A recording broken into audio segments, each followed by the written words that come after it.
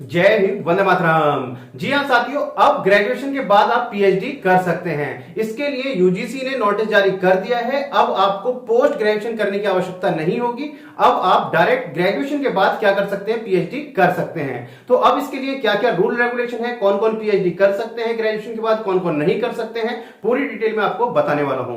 तो यदि आप भी जानना चाहते हैं पीएचडी के बारे में तो वीडियो में अंत तक बने रहिएगा। और यदि आप चैनल पर पहली बार आए तो चैनल जरूर सब्सक्राइब कर लीजिएगा, बेल आइकन को प्रेस कर लीजिएगा, क्योंकि मैं आपके लिए इसी तरीके की इन्फॉर्मेटिव वीडियो लाता रहता हूं।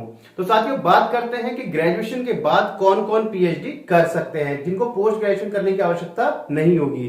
तो बात करते हैं, सबसे पहला जो रूल है जो आपका नई शिक्षा नीति के तहत बनाया गया कि आपने 4 साल का ग्रेजुएशन अपना किया हुआ हो। यानी कि जो अभी 3 साल का आपका ग्रेजुएशन होता है, जैसे बीए, बीएससी, बीकॉम, जो 3 साल के कोर्सेज हैं, वो नहीं, आपने 4 साल का अपना ग्रेजुएशन कोर्स कंप्लीट किया हुआ हो। यानी कि 4 साल का आपका ग्रेजुएशन होना चाहिए।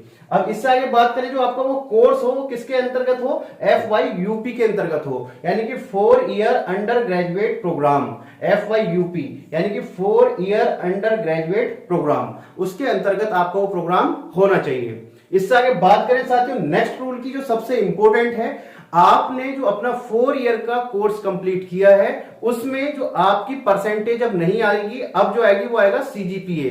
यानी कि आपका मिनिमम जो सीजीपीए होना चाहिए वो 7.5 सीजीपीए होना अनिवार्य है।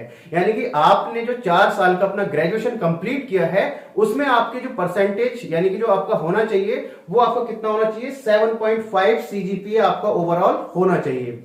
कुछ कैटेगरी के लिए इसमें छूट दी गई है, यानी कि जो कैटेगरी छूट आती है उसमें 0.5% की आपको छूट मिल जाएगी।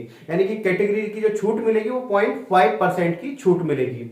इससे आगे बात करें साथियों, जो 3 साल का ग्रेजुएशन करेंगे उनके लिए क्या ऑप्शन है, क्या वो पीएचडी कर पाएंगे डायरेक्ट अपना, क्या नहीं कर पाएंगे। तो साथियों, यदि आपने अपना 3 साल का ग्रेजुएशन किया है, यानी कि 3 साल का जो ग्रेजुएशन होगा वो क्या होगा, कॉमन ग्रेजुएशन होगा, और जो 4 साल का होगा वो होगा ऑनर्स में। याद रखिएगा, जो 4 साल का जो ग्रेजुएशन है वो क्या होगा, ऑनर्स, और जो 3 साल का ग्रेजुएशन होगा वो आपका नॉर्मली होगा, जिसमें आपको सारे सब्जेक्ट पढ़ाए जाएंगे।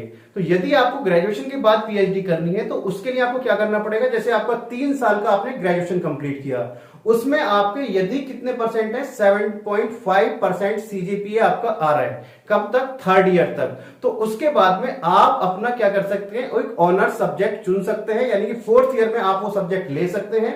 फिर आपका क्या हो जाएगा, 4 ईयर का आपका ग्रेजुएशन हो जाएगा। उसके बाद में यदि आपका 7.5% सीजीपीए आपका हो रहा है 4 ईयर में, तो फिर आप क्या कर सकते हैं, डायरेक्ट पीएचडी कर सकते हैं। तो साथियों, आई थिंक आपको ये चीज क्लियर हो गई होगी कि जो ग्रेजुएशन के बाद में जो पीएचडी डायरेक्ट कर पाएंगे वो कौन कर पाएंगे, जिनका 4 साल का ग्रेजुएशन होगा, जिनका आपका 7.5 सीजीपीए होगा, और यानी कि यदि आपने अपना ऑनर्स में किया है तभी आप पीएचडी कर पाएंगे, 4 साल का जो आपने ग्रेजुएशन किया होगा।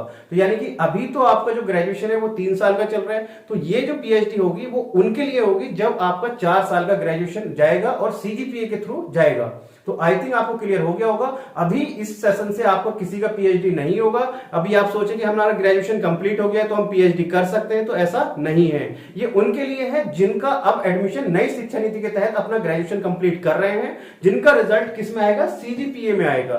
तो क्लियर हो गया होगा। यदि आपका अभी भी कोई डाउट या क्वेश्चन रह गया है तो आप मेरे से कमेंट बॉक्स में पूछ सकते हैं, और इस वीडियो को ज्यादा से ज्यादा स्टूडेंट तक पहुंचाने की आपकी जिम्मेदारी है। ज्यादा से ज्यादा स्टूडेंट तक आपको इस वीडियो को पहुंचाना है, क्योंकि सभी तक ये इंफॉर्मेशन पहुंच सके। तो वीडियो पसंद आई तो वीडियो को लाइक कर दीजिएगा, और चैनल पर पहली बार आए तो चैनल को सब्सक्राइब कर लीजिएगा। तो चलिए साथियों, मिलते हैं आपसे नेक्स्ट वीडियो में इस तरह की इंफॉर्मेशन के साथ। तब तक के लिए जय हिंद, जय भारत।